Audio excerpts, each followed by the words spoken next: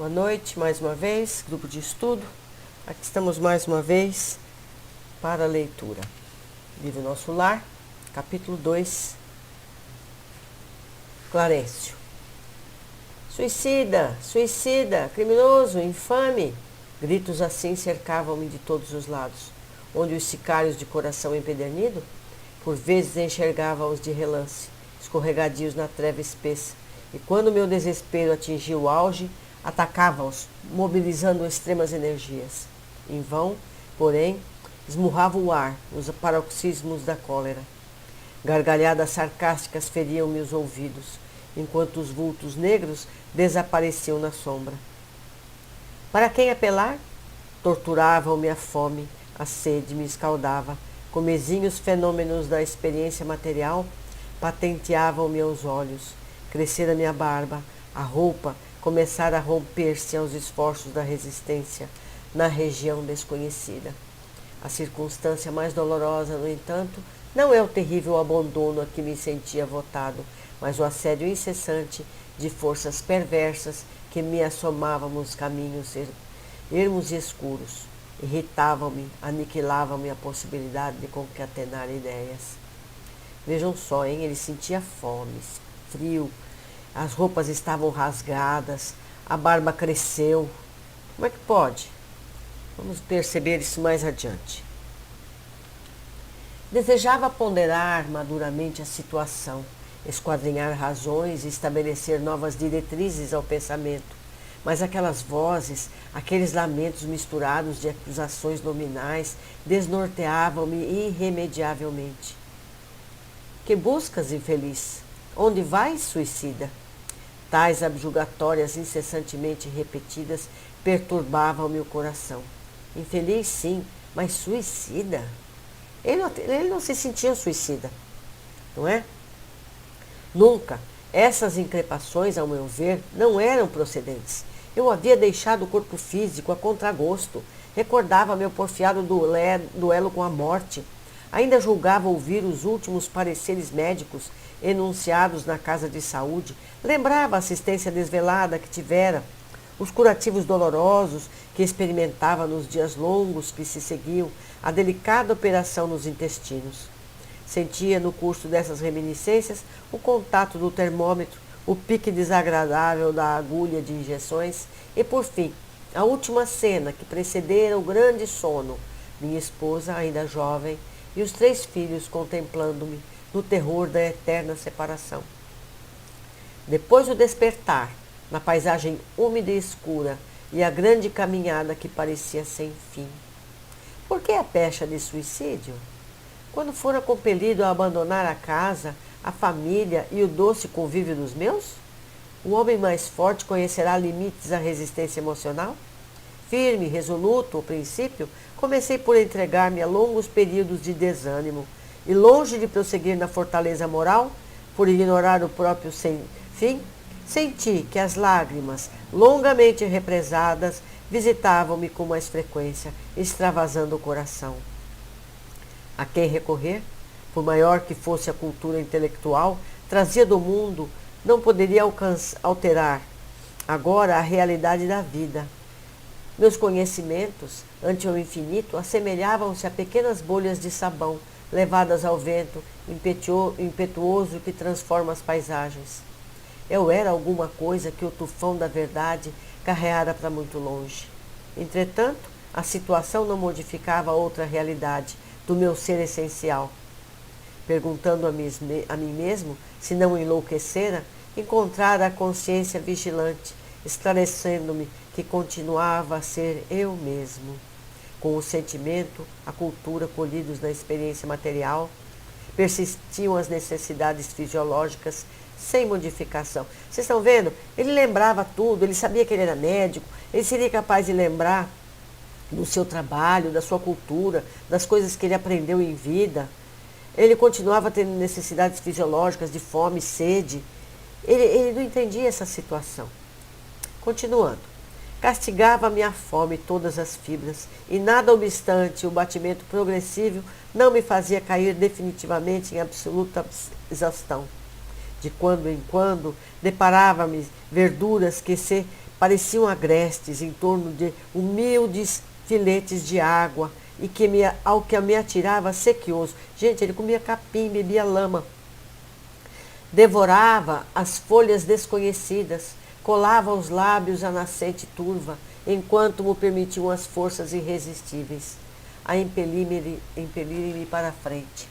Muita vez suguei a lama da estrada, recordei o antigo pão de cada dia, vertendo copioso pranto.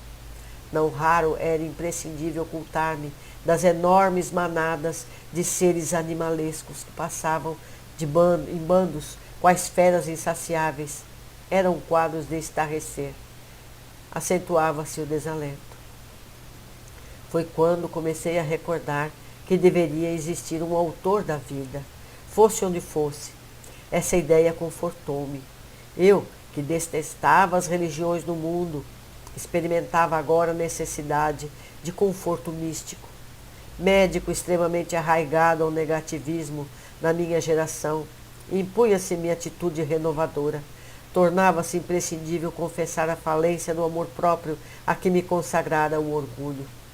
E quando as energias me faltaram de todo, quando me senti absolutamente colado ao lodo da terra, sem forças para reerguer-me, pedi ao Supremo Autor da Natureza que me estendesse as mãos paternais em tão amargurosa emergência. Tá vendo, gente? A gente precisa chegar ao extremo desespero para fazer uma prece sentida, não aquelas preces decoradas que a gente aprende na infância, mas aquela que sai do coração. Ele estava mesmo desesperado. Só então ele percebeu que deveria ter alguma coisa mais alto. O Criador deveria estar em alguma parte. Seguindo, quanto tempo durou a rogativa? Quantas horas consagrei a súplica de mãos postas, imitando uma criança aflita? Apenas sei que a chuva de lágrimas me lavou o rosto, que todos os meus sentimentos se concentraram na prece, dolorosa. Estaria então completamente esquecido? Não era igualmente filho de Deus? Embora não cogitasse de conhecer-lhe a atividade sublime, quando engolfado nas vaidades da experiência humana? Por que não me perdoaria o Eterno Pai quando providenciara um ninho às aves inconscientes e protegia bondoso a flor terra nos campos agrestes? É preciso haver sofrido muito para entender todas as misteriosas belezas da oração. É necessário haver conhecido o remorso, a humilhação, a extrema desventura, para tomar com eficácia o sublime elixir da esperança. Foi nesse instante que as neblinas espessas se dissiparam, e alguém surgiu, emissário dos céus. Um velhinho simpático me sorriu paternalmente, inclinou-se, fixou nos meus os grandes olhos lúcidos e falou: coragem, meu filho, o Senhor não te desampara. Olha só que emoção ele deve ter sentido, hein? Se atendida a sua súplica. Amargurado pranto banhava minha alma toda. Emocionado, quis traduzir meu júbilo, comentar a consolação que me chegava, mas reunindo todas as forças que me restavam, pude apenas inquirir: quem sois, generoso emissário de Deus? O inesperado benfeitor sorriu bondoso e respondeu: chama-me Clarencio, sou apenas o teu irmão. E percebendo meu esgotamento, acrescentou: agora permanece calmo e silencioso. É preciso descansar para reaver as energias. Em seguida, chamou 2 companheiros que guardavam atitude de servos desvelados e ordenou: prestemos ao nosso amigo os socorros de emergência. Alvo lençol foi estendido ali mesmo, à guisa de maca improvisada, prestando-se ambos os cooperadores a transportar-me generosamente. Quando me alçaram, cuidadosos, Clarencio meditou um instante e esclareceu como quem recorda inadiável obrigação: vamos sem demora. Preciso atingir o nosso lar com presteza possível. É isso, meus queridos. Esse foi o capítulo. Vamos analisar agora tudo que nos foi destacado. Primeiro, as sensações. A gente viu que ele sentia tudo, como se ele estivesse encarnado, como se ele tivesse um corpo físico. O que nos diz Kardec na questão 237? Uma vez de volta ao mundo dos espíritos, conserva a alma as percepções que tinha na Terra? Resposta dos espíritos: sim, além de outras de que aí não dispunha, porque o corpo, qual o véu sobre elas lançado as obscurecia. A inteligência é um atributo que tanto mais livremente se manifesta no espírito, quanto menos entraves tenhas de vencer. Viu? Questão seguinte. A perda da noção do tempo e do espaço. Ele não sabia quanto tempo ele estava ali. Sabia que era muito, mas ele tinha lembrança de tudo que tinha acontecido, da situação no hospital, a família e tudo mais. Questão 240 do Livro dos Espíritos. A duração do tempo aos espíritos a compreendem como nós? Resposta: não. E daí vem que nem sempre nos compreendeis, quando se trata de determinar datas ou épocas. Os espíritos vivem fora do tempo como compreendemos. A duração para eles deixa, por assim dizer, de existir. Os séculos, para nós, tão longos, não passam aos olhos deles de instantes que se movem na eternidade. Do mesmo modo que os relevos do solo se apagam e desaparecem para quem os eleva no espaço. A gente está sempre preocupado, não é verdade? Quando isso vai acontecer? Até quando isso vai levar? Para a espiritualidade, o que importa são os resultados, não o quanto tempo leve. Cabe a nós ser mais prestativo, mais dedicado para que as coisas aconteçam. Outra questão, achar que estava vivo. No livro Céu e Inferno, parte 2, capítulo 1, item 12. Recolhido de improviso, o espírito fica como que aturdido e sente e pensa e acredita estar vivo, prolongando-se esta ilusão até que compreenda o seu estado. Esse estado intermediário entre a vida corporal e a vida espiritual é um dos mais interessantes para ser estudado, porque apresenta um espetáculo estranho de que um espírito que julga o seu corpo fluídico seja material, experimentando ao mesmo tempo todas as sensações da vida física. Interessante. Muito interessante. Porque do lado de lá, a matéria mais fluídica, tudo em relação a essa mesma frequência. Então ele muda de frequência e tudo que está lá também muda. Então para ele é tudo igual como estava aqui. A quarta observação. Por que o chamavam de suicida? Na questão do Livro dos Espíritos, 952. Comete suicídio o homem que perece vítima de paixões que ele sabia lhe haviam de apressar o fim. Porém, que já não podia resistir, por havê-las o hábito mudado em verdadeiras necessidades físicas? Resposta. É um suicídio moral. Não percebeis que, nesse caso, o homem é duplamente culpado?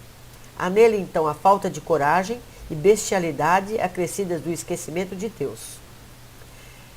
952A. Será mais ou menos culpado do que o que tira a vida de si mesmo por desespero? Resposta. É ainda mais culpado, porque teve tempo de refletir sobre o seu suicídio. Naquele que o faz instantaneamente, há muitas vezes uma espécie de desvairamento de alguma coisa, tem de loucura. O outro será muito mais punido. Por isso que as penas são proporcionais. Sempre a consciência que o culpado tem das faltas que comete. Interessante. Então, se a gente sabe que está fazendo alguma coisa errada para o nosso corpo físico, fumar, por exemplo, a gente sabe que está fazendo mal para a nossa saúde. É um suicídio. Seguindo, quinta observação que nós fizemos, a oração. Questão 659 do Livro dos Espíritos. Qual o caráter geral da prece?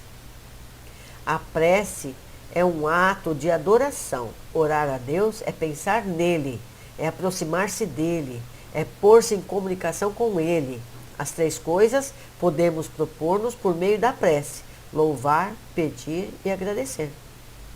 659A. A prece torna melhor o homem? Sim, porquanto aquele que ora com fervor e confiança se faz mais forte contra as tentações do mal, e Deus lhe envia bons espíritos para assisti-lo. É este um socorro que jamais se lhe recusa, porquanto pedido com sinceridade. Outra questão do mesmo tema. Como é que certas pessoas que oram muito são, não obstante, de mau caráter, ciosas, invejosas, impertinentes, carentes de benevolência e de indulgência, até algumas vezes viciosas? O essencial não é orar muito, mas orar bem. Essas pessoas supõem que todo o mérito está na longura das preces e fecham os olhos para os seus próprios defeitos. Fazem da prece uma ocupação, um emprego do tempo, nunca, porém, um estudo de si mesmas. A beneficiária, em tais casos, não é do remédio, e sim da maneira como se aplicam.